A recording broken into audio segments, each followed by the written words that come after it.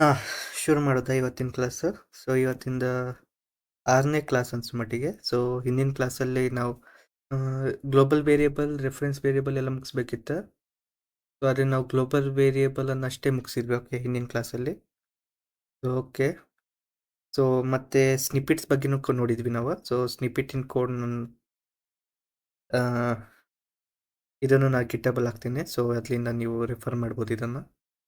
So, ಮತ್ತೆ ಈ int function ಐತಿ. ಸೊ, ಇದನ್ನು ಇಗ್ನೋರ್ ಮಾಡಿರಿ ಇವಾಗ. ನಿಮ್ಗೆ ಅರ್ಥ ಆಗಂಗಿಲ್ಲ ಇದು. ಸೊ, ಯಾಕಂದರೆ ಇದು ಮುಂದೆ ಕಲಿಸ್ತೀನಿ ಈ ಕಾನ್ಸೆಪ್ಟ್. ಓಕೆ. ಸೊ, ಒಂದು ಸ್ವಲ್ಪ ಹಂತ ಹಂತವಾಗಿ ಹೋದರೆ ನಮಗೆ ಕಲೀಲಿಕ್ಕೆ ಆಗ್ತೈತಿ. ಸೊ, ಸ್ಟೆಪ್ ಬೈ ಸ್ಟೆಪ್ ಕಲಿಯೋಣ. ಓಕೆ. ಸೊ, ಓಕೆ, ನಿಮಗೆ ಇನ್ನೊಂದು ಮಾತು ಹೇಳಬೇಕಿತ್ತು ವೇರಿಯೇಬಲ್ಸ್ ಬಗ್ಗೆ.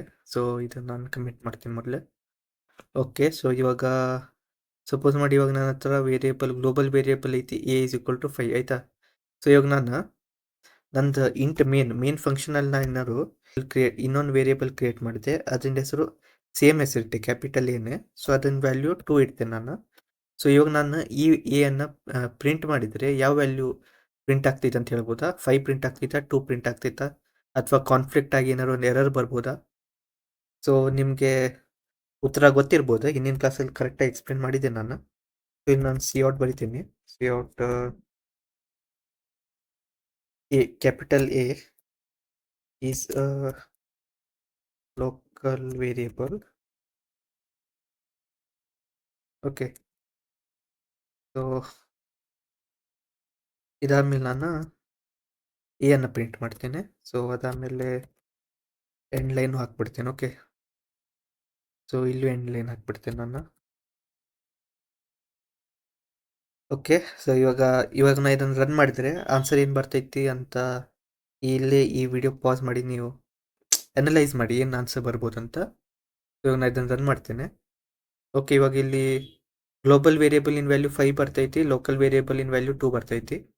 ಸೊ, ಇವಾಗ ಯಾಕೆ ಬರ್ತೈತೆ ಅಂದರೆ, ಸೊ ನಿಮ್ಗೆ ಗೊತ್ತಿರಬೇಕು. ಸೊ, ಲೋಕಲ್ ವೇರಿಯೇಬಲ್ಗೆ ನಾವು ಡೈರೆಕ್ಟ್ ಅದು ವೇರಿಯೇಬಲಿಂದ ಹೆಸರು ಬರಿತೀವಿ. ಸೊ, ಏನಾದ್ರು ಗ್ಲೋಬಲ್ ವೇರಿಯೇಬಲ್ ಆಗಿತ್ತಂದರೆ ಅದರ ಆ ವೇರಿಯೇಬಲ್ ಹೆಸರು ಮುಂದೆ ನಾವೇನಾಗ್ತೇವೆ, 2 ಕೋಲನನ್ನು ಬರಿತೀವಿ. ಓಕೆ. ಸೊ, ಇದು ನಿಮ್ಗೆ ಇಷ್ಟ ಗೊತ್ತಾಯ್ತು ಅಂತ ತಿಳಿದಿದ್ದೇನೆ ಲೋಕಲ್ ವೇರಿಯೇಬಲ್ ಮತ್ತು ಗ್ಲೋಬಲ್ ವೇರಿಯೇಬಲ್ ಬಗ್ಗೆ. ಓಕೆ. ಸೊ, ಇವಾಗ ನಾವು ಮುಂದೋಗೋಣ. ಇವಾಗ ನಾವು ಲ್ಯಾಟ್ರಲ್ಸ್ ಬಗ್ಗೆ ಕಲಿಯೋಣ. ಸೊ, ಲ್ಯಾಟ್ರಲ್ಸ್ ಅಂದರೆ ಏನಂತ. ಸೊ, ಅದಕ್ಕಿಂತ ಮೊದಲೇ ನಾನು ನಿಮ್ಗೊಂದು ಪ್ರಶ್ನೆ ಕೇಳ್ತೇನೆ. ಓಕೆ. ಇಲ್ಲಿ ಇವಾಗ 36.2 ಅಂತ ಬರೆದ್ರೆ, ಸೊ, ಇವಾಗ ನೀವು ಹೇಳ್ಬೋದಾ ಇದು ಫ್ಲೋಟಾ, ಡಬಲ್ಲಾ, ಲಾಂಗ್ ಡಬಲ್ಲಾ, ಯಾವುದು ಅಂತ ತಿಳ್ಕೊಂಡು ಹೇಳ್ಬೋದಾ ನೀವು ಇದನ್ನು? ಸೊ, ಅಂದರೆ ಇವಾಗ ನಾವು ಡೇಟಾ ಟೈಪ್ಸ್ ಬಗ್ಗೆ ಕಲ್ತಿದ್ವಲ್ಲ. ಸೊ, ಇವಾಗ ನಾವು ನಾರ್ಮಲಾಗಿ ಹಾಗೆ ನಂಬರ್ ಬರೆದ್ರು ಅದು ನಮ್ಮ ಕಂಪ್ಯೂಟರಲ್ಲಿ ಸ್ಟೋರ್ ಆಗ್ತೈತಿ.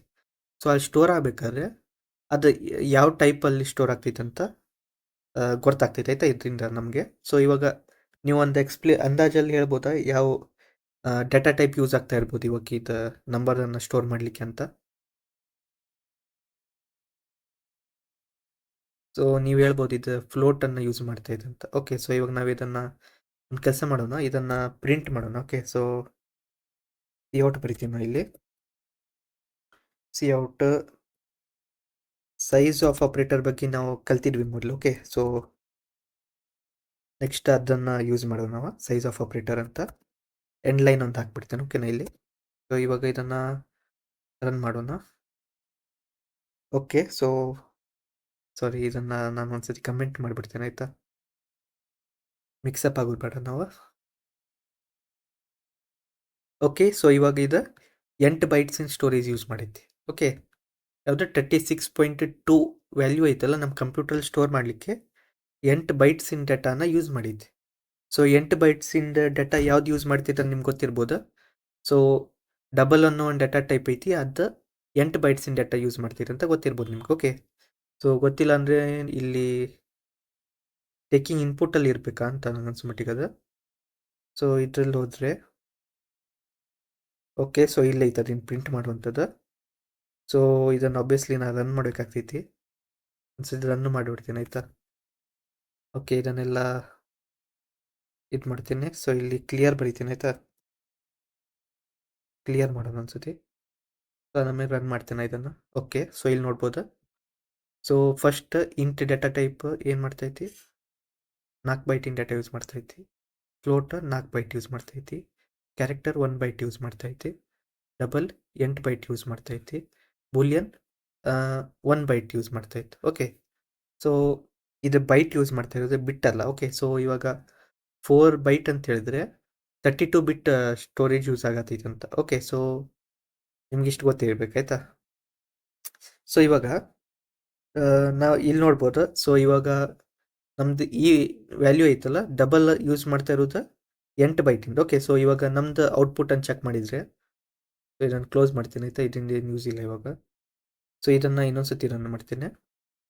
ಇವಾಗ ಇಲ್ಲಿ ನೀವು ನೋಡ್ಬೋದು, ಇಲ್ಲಿ 36.2 ಅನ್ನೋ ವ್ಯಾಲ್ಯೂ ಐತಲ್ಲ, ಅದು 8 ಬೈಟಿನ ಡೇಟಾ ಯೂಸ್ ಮಾಡ್ತಾ ಇತ್ತು. ಓಕೆ, ಸೊ ಇದು ಯಾಕೆ ಆಗ್ತೈತೆ ಅಂದರೆ, ಇವಾಗ ನಾವು ಏನಾದ್ರು ಒಂದು ನಂಬರನ್ನು ಸ್ಟೋರ್ ಮಾಡಿದ್ವಿ, ಇವಾಗ ನಾವು ಏನಾದ್ರು ನಂಬರನ್ನು ಡೈರೆಕ್ಟಾಗಿ ಬರೆದ್ರೆ ನಮ್ದು ಕಂಪ್ಯೂಟರ್ ಏನು ಮಾಡ್ತೈತಿ, ಇವಾಗ ಕಂಪೈಲರ್ ಅದು ಡಬಲ್ ಅನ್ನೋ ಒಂದು ಡಾಟಾ ಟೈಪನ್ನು ಡಿಕ್ಲೇರ್ ಮಾಡಿಬಿಡ್ತೈತೆ ಅದನ್ನು. ಓಕೆ, ಸೊ ಇವಾಗ ನಾವು ಏನು ಮಾಡ್ಬೇಕಂದ್ರೆ, ಇವಾಗ ಸೊ ಇದರಿಂದ ನಾರ್ಮಲಾಗಿ ಏನು ಪ್ರಾಬ್ಲಮ್ ಬೀಳಂಗಿಲ್ಲ. ಇವಾಗ ನಾವೇನೊಂದು ದೊಡ್ಡ ಪ್ರಾಜೆಕ್ಟ್ ಮೇಲೆ ವರ್ಕ್ ಮಾಡ್ತಾ ಇರ್ತೀವಿ, C++ಇಂದೆಲ್ಲ. ಸೊ ಆವಾಗ ತುಂಬ ಡಿಫ್ರೆನ್ಸ್ ಬೀಳ್ತೈತಿ ಇದರಿಂದ. ಓಕೆ, ಸೊ ಅದಕ್ಕೆ ನಿಮ್ಗೆ ಇವಾಗ ಒಂದು ಸ್ವಲ್ಪ ಜನರಲ್ ನಾಲೆಜಿಗೆ ಹೇಳ್ತಾ ಇರೋದು. ಓಕೆ, ಸೊ ಅಷ್ಟೇನು ಇಂಪಾರ್ಟೆಂಟ್ ಐತೆ ಅಂತ ಹೇಳಿಬೇಡಿ. ಸೊ ಇವಾಗ ನೀವು ಮುಂದೆ ಕಲಿತಾ ಹೋಗ್ತಿರಲ್ಲ, ಆವಾಗ ತುಂಬ ಯೂಸ್ಫುಲ್ ಆಗ್ತೈತಿತ್ತು ನಿಮ್ಮದು ಆಪ್ಟಿಮೈಸೇಷನಿಗೆ, ಆಯಿತಾ, ಕೋಡ್ ಆಪ್ಟಿಮೈಸೇಷನಿಗೆ. ಸೊ ಇವಾಗ ನಾವೇನು ಮಾಡೋಣ ಅಂತ ಹೇಳಿದ್ರೆ, ಸೊ ಇವಾಗ ಇದನ್ನು ರನ್ ಮಾಡಿದ್ದೆ. ಓಕೆ, ಸೊ ಇದೇನು ಮಾಡ್ತೈತಿ, 8 ಬೈಟಿನ ಡೇಟಾ ಯೂಸ್ ಮಾಡ್ತೈತಿ. ಓಕೆ, ಸೊ ನಾ ಇಲ್ಲಿ ಇದನ್ನು ಬರೆದ್ಬಿಡ್ತೀನಿ ಆಯಿತಾ, ಒಂದು ಸ್ಟೇಟ್ಮೆಂಟ್ ಬರೆದ್ಬಿಡ್ತೇನೆ ಇಲ್ಲಿ. ಸೊ ಇದೇನು 36.2 ಈಸ್ ಯೂಸಿಂಗ್.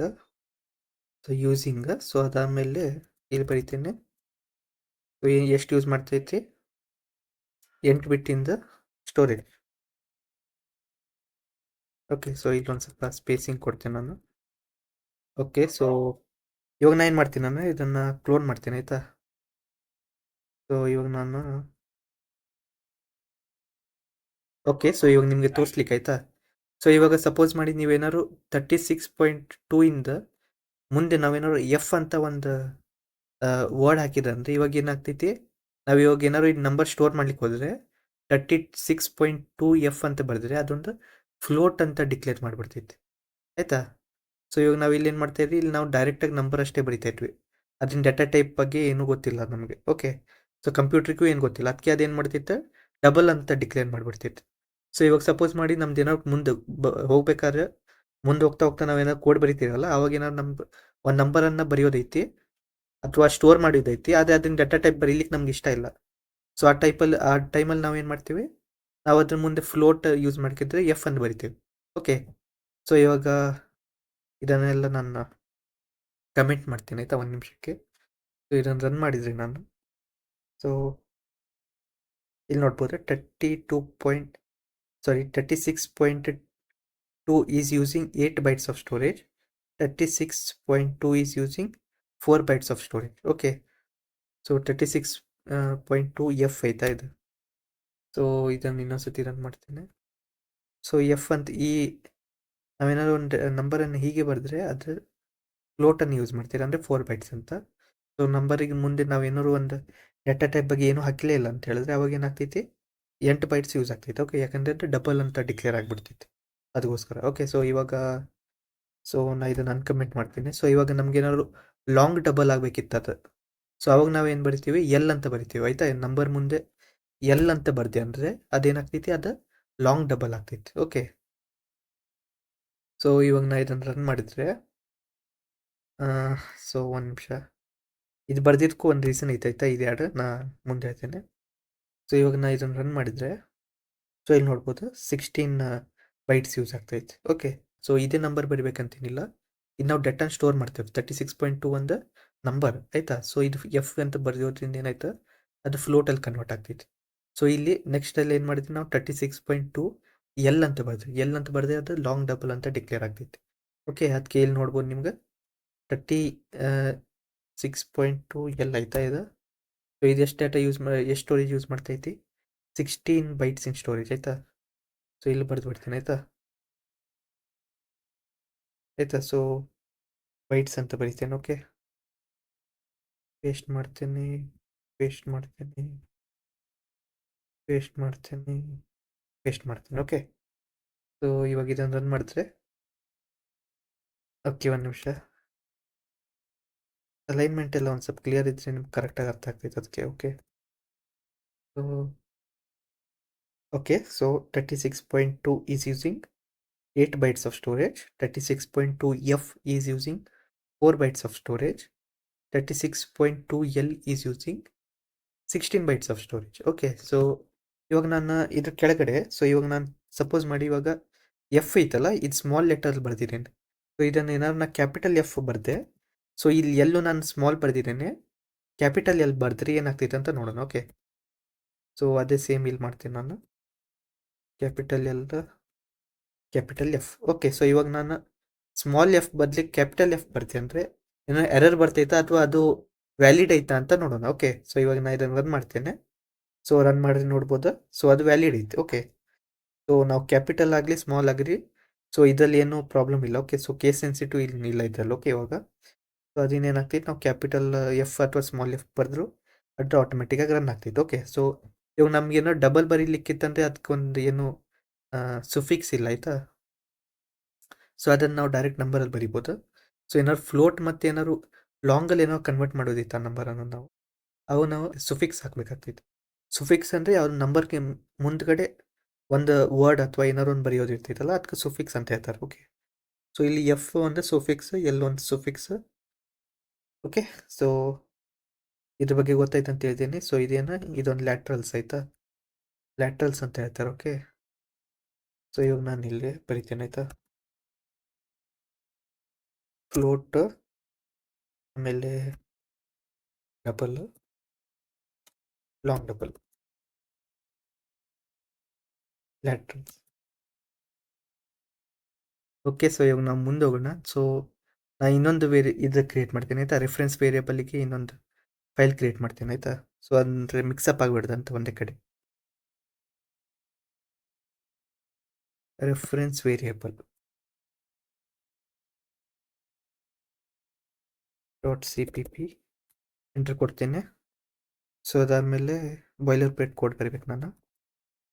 ಓಕೆ, ನನಗೆ ಲ್ಯಾಟ್ರಲ್ಸ್ ಬಗ್ಗೆ ಇನ್ನೂ ಒಂದು ಸ್ವಲ್ಪ ಮಾಹಿತಿ ಕೊಡಲಿಕ್ಕಿತ್ತು, ಸೊ ಅದಕ್ಕೆ ಕಂಟಿನ್ಯೂ ಮಾಡ್ತೀನಿ. ಅದಾದಮೇಲೆ ನಾವು ರೆಫರೆನ್ಸ್ ವೇರಿಯೇಬಲ್ ಹತ್ರ ಹೋಗೋಣ.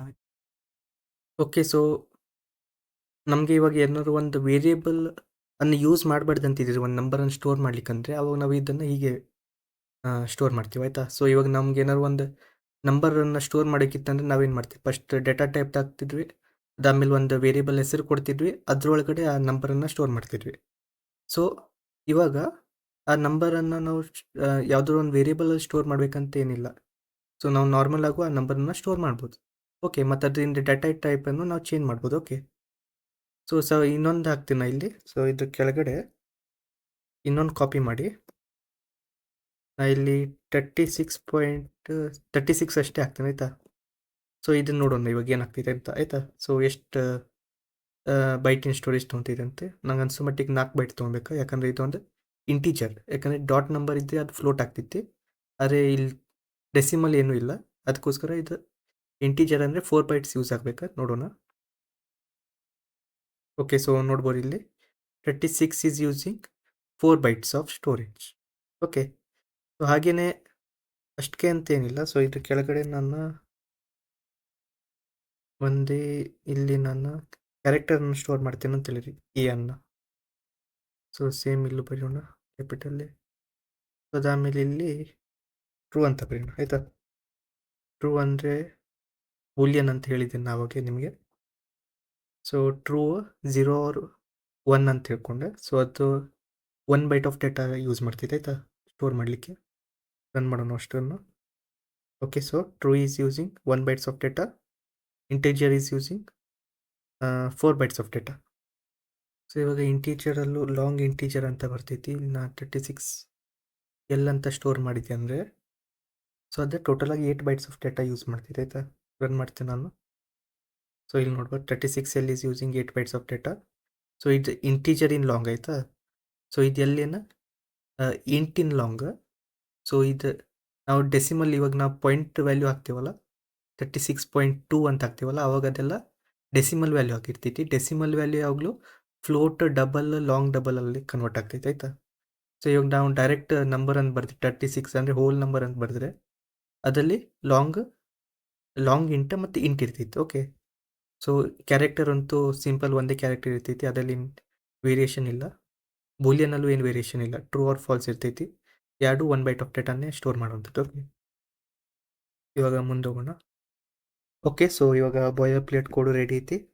ಸೊ ಇವಾಗ ನಾವೇನು ಮಾಡೋಣ, ರೆಫರೆನ್ಸ್ ವೇರಿಯೇಬಲ್ ಬಗ್ಗೆ ಕಲಿಯೋಣ. ಓಕೆ ಓಕೆ ಸೊ ಇವಾಗ ರೆಫರೆನ್ಸ್ ವೇರಿಯೇಬಲ್ ಅಂದರೆ ಏನಂದರೆ, ಸೊ ಇವಾಗ ನಾವೊಂದು ವೇರಿಯೇಬಲ್ ಕ್ರಿಯೇಟ್ ಮಾಡ್ತೇನೆ, A is equal to int variable. Okay, so int data ಟೈಪಿಂದ. ಸೊ ನೀವೇನಾದ್ರು ಒಂದು ಡೇಟಾ ಟೈಪ್ ಯೂಸ್ ಮಾಡ್ಬೋದು. ಓಕೆ, ಸೊ ಇವಾಗ ನಾನು ಇಂಟೇ ಯೂಸ್ ಮಾಡ್ತಿದ್ದೇನೆ. ಸೊ ಇಲ್ಲಿ 2 3 4 ಅಂತ ಒಂದು ವ್ಯಾಲ್ಯೂ ಕೊಡ್ತೀನಿ ಇದಕ್ಕೆ. ಓಕೆ, ಸೊ ಇವಾಗ ನಾನು ಏನು ಮಾಡ್ತೇನೆ ಅಂದರೆ ನೆಕ್ಸ್ಟ್ ಇವಾಗ ಇಲ್ಲಿ ನಾನು ಸಿ ಔಟ್ ಮಾಡಿದೆ ಅಂತ ಹೇಳಿರಿ, C out A. Okay, so ಇಲ್ಲಿ ಎಂಡೆಲ್ಲೂ ಹಾಕ್ಬಿಡ್ತೇನೆ.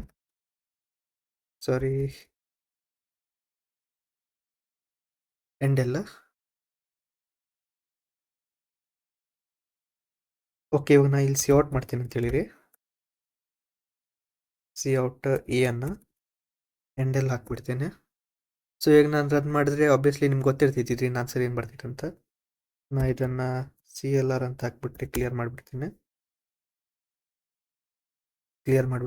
ಸೊ ಓಕೆ, ಇವಾಗ ನಾನು ಇದನ್ನು ರನ್ ಮಾಡಿದ್ರೆ ನಿಮ್ಗೆ ಗೊತ್ತಿರ್ತೈತಿ ಏನಾಗ್ತೈತೆ ಅಂತ. ಆಬ್ವಿಯಸ್ಲಿ 2 3 4 ಪ್ರಿಂಟ್ ಆಗ್ತೈತಿ. ಸೊ ಅದೇ ಆಯ್ತು ಇಲ್ಲಿ. Okay, so S. ಸೊ ಇವಾಗ ನಾನು ಏನು ಮಾಡ್ತೀನಿ ಅಂತ ಹೇಳಿ, ಸೊ ಇವಾಗ ಇನ್ನೊಂದು ವೇರಿಯೇಬಲ್ ಕ್ರಿಯೇಟ್ ಮಾಡ್ತೇನೆ, ವೈ ಅಂತ. ಸೊ ಓಕೆ, ಅದರಿಂದ ವ್ಯಾಲ್ಯೂ ಏನು ಇಡ್ತೇನೆ ಅಂದರೆ ಇಸ್ ಈಕ್ವಲ್ ಟು ಎ ಅಂತ ಇಡ್ತೇನೆ ನಾನು. ಓಕೆ, ಸೊ ವೈ ಅನ್ನೋಕ್ಕಿಂತ ಬಿ ಅಂತ ಇಟ್ಬಿಡ್ತೇನಲ್ಲ, ಏನಾದ್ರು ಒಂದು ಇಡ್ಬೋದು ನೀವು. ಓಕೆ, ಸೊ ಇದನ್ನು ಕಾಪಿ ಮಾಡಿ ನಾನು, ಸಾರಿ ಬಿ ಅಲ್ಲ, ಬಿ ಅಂತ ಇಡ್ತೇನೆ. ಸೊ ಇವಾಗ ರನ್ ಮಾಡಿದ್ದೆ ನಾನು, ಏನಾಗ್ತೈತಿ ಇಲ್ಲಿ. ಸೊ 2 3 4 2 3 4 ಎರಡಿಂದು ವ್ಯಾಲ್ಯೂ ಸೇಮ್ ಬರ್ತೈತಿ. ಓಕೆ, ಸೊ ಇವಾಗ ಇಲ್ಲಿ ನೋಡ್ಬೋದು ನೀವು ಔಟ್ಪುಟ್ ಏನು ಬಂದಿದೆ ಅಂತ. ಸೊ 2 3 4 2 3 4 ಅಂತ ಸೇಮ್ ಬಂತು. ಅಂದರೆ ಇವಾಗ ನಾನು ಏನು ಮಾಡಿದೆ, ಎ ಅಂತ ಒಂದು ವೇರಿಯೇಬಲ್ ಡಿಕ್ಲೇರ್ ಮಾಡಿದೆ, ಅದರಲ್ಲಿ ಒಂದು ನಂಬರ್ ಸ್ಟೋರ್ ಮಾಡಿದೆ 2 3 4 ಅಂತ. ಸೊ ಅದಾದಮೇಲೆ ನಾನು ಏನು ಮಾಡಿದೆ, ಬಿ ಅಂತ ಒಂದು ವೇರಿಯೇಬಲ್ ಕ್ರಿಯೇಟ್ ಮಾಡಿದೆ, ಇಸ್ ಈಕ್ವಲ್ ಟು ಎ ಅಂತ ಹಾಕಿದೆ. ಸೊ ಇವಾಗ ಇದೇನಾಯ್ತಂದರೆ, ಸೊ ಎ ಒಳಗಡೆ ಇರುತ್ತೆ, ಇವಾಗ ಬಿ ಅಲ್ಲಿ ಸ್ಟೋರ್ ಆಗ್ತೈತೆ ಅದು. ಓಕೆ, ಸೊ ಇವಾಗ ನಾನು ಮುಂದೋಗಿ ಎ ಇಸ್ ಈಕ್ವಲ್ ಟು 2 ಅಂತ ಮಾಡಿದೆ ಅಂದರೆ, ಸೊ ಅದಾದಮೇಲೆ ಇವಾಗ ನಾನು ಇದನ್ನು ರನ್ ಮಾಡಿದರೆ, ಸೊ ಇವಾಗ ನೋಡ್ಬೋದು ಏನು ವ್ಯಾಲ್ಯೂ ಚೇಂಜ್ ಆಯ್ತು, ಅದು ಬಿನ್ ವ್ಯಾಲ್ಯೂ ಸೇಮ್ ಐತಿ. ಯಾಕಂದರೆ ಸೊ ಇವಾಗ ನಾವು ಇದೇನಾಗ್ತೈತೆ ಅಂದರೆ, ಸೊ ಇವಾಗ ಸ್ಟಾರ್ಟಿಂಗ್ ಏನು ವ್ಯಾಲ್ಯೂ ಏನು ಇಡ್ತೀನಲ್ಲ, ಸೊ ಇವಾಗ B is equal to A ಅಂತ ಬರೆದ್ಮೇಲೆ ಮುಗೀತು. ಎ ಅಲ್ಲಿ ಯಾವ ವ್ಯಾಲ್ಯೂ ಸ್ಟೋರ್ ಆಗೈತಲ್ಲ 2 3 4 ಅದು ನಮ್ಮದು ಬಿಗೆ ಅಸೈನ್ ಆಗಿಬಿಡ್ತೈತಿ. ಸೊ ಅದಾದ್ಮೇಲೆ ನಾ ಎ ಅಲ್ಲಿ ಏನಾದ್ರು ಚೇಂಜಸ್ ಮಾಡಿದ್ರೆ ಅದು ಚೇಂಜೇ ಆಗಂಗಿಲ್ಲ, ಆಯಿತಾ, ಕಂಪ್ಲೀಟ್ಲಿ ಸೇಮ್ ಇರ್ತೈತಿ. ಸೊ ಇವಾಗ ನಾನು ಸಪೋಸ್ ಮಾಡಿ ಇನ್ನೊಂದು ವೇರಿಯೇಬಲ್ ಕ್ರಿಯೇಟ್ ಮಾಡ್ತೀನಿ, ಇಂಟ್ ಸಿ ಅಂತ ಇಸ್ ಈಕ್ವಲ್ ಟು ಎ ಅಂತ ಬರೀತೀನಿ. ಓಕೆ, ಸೊ ಇದರಲ್ಲಿ ನಾನು ಏನು ಮಾಡ್ತೀನಿ ಅಂದರೆ, ಇಂಟ್ ಆದಮೇಲಲ್ಲ ನಾವೊಂದು ಆ್ಯಂಡ್ ಅನ್ನೋ ಒಂದು ಸಿಂಬಲನ್ನು ಆ್ಯಡ್ ಮಾಡ್ತೀನಿ. ಓಕೆ, ಸೊ ಇದೇ ನಮ್ಮದು ರೆಫರೆನ್ಸ್ ವೇರಿಯೇಬಲ್. ಓಕೆ, ಇವಾಗ ನಾವೇನು ಮಾಡಿದ್ವಿ, ಸಿ ಅಂತ ಒಂದು ವೇರಿಯೇಬಲ್ ಕ್ರಿಯೇಟ್ ಮಾಡಿದ್ದೀವಿ, ಅದರಲ್ಲಿ ಎ ಅನ್ನೋ ವೇರಿಯೇಬಲಲ್ಲಿರೋ ಡೇಟಾನ ಸ್ಟೋರ್ ಮಾಡ್ತಾ ಇದ್ದೀವಿ. ಸೊ ನೀವು ನಾರ್ಮಲ್ ಆಗಿ ಯೋಚಿಸಿದ್ರೆ ನಿಮ್ಗೆ ಹೀಗೆ ಅನ್ಸ್ಬೋದು. ಓಕೆ, ಸೊ ಏನಾಗ್ತೈತಿ, ಸಿ ಒಂದು ವೇರಿಯೇಬಲ್ ಅದರಲ್ಲಿ ಎ ಇಂದ ಡೇಟಾ ಸ್ಟೋರ್ ಆಗ್ತೈತೆ ಅಂತ, ಆದರೆ ಅದಲ್ಲ. ಸೊ ಇವಾಗ ಸಪೋಸ್ ಮಾಡಿರಿ, ಇವಾಗ ಏನು ಎಕ್ಸಾಂಪಲ್ ಕೊಡ್ಬೋದು ನಾನು ನಿಮಗೆ. ಓಕೆ, ಸೊ ಇವಾಗ ತಿಳಿರಿ, ಇವಾಗ ಐರನ್ ಮ್ಯಾನ್ ಅಂತ ಹೇಳಿರಿ,